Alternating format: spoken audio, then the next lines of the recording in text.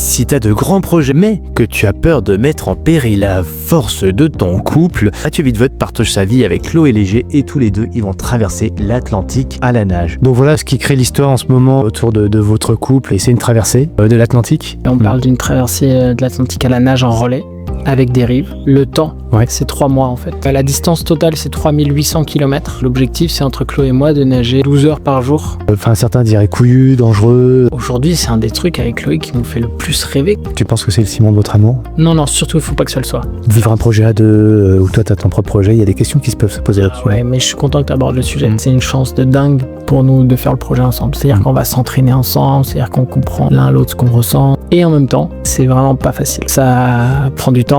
C'est compliqué, on a des personnalités un peu différentes, très différentes. Et que quand on travaille ensemble, ces personnalités fonctionnent différemment. C'est pas facile. Par contre, qu'est-ce que c'est riche en apprentissage. Le cheminement de couple s'est passé à travers une thérapie de couple. Moi, je conseille à beaucoup de gens qui sont en couple et qui vont très bien aussi, parce que ça permet de mieux comprendre l'autre, comment il fonctionne. Dans le dialogue, dans les mots verbalisés, dans le décalage entre les comportements, le ressenti. Ensuite, on s'est fait 2 semaines, on était en vacances, on s'est pas parlé pendant 2 semaines.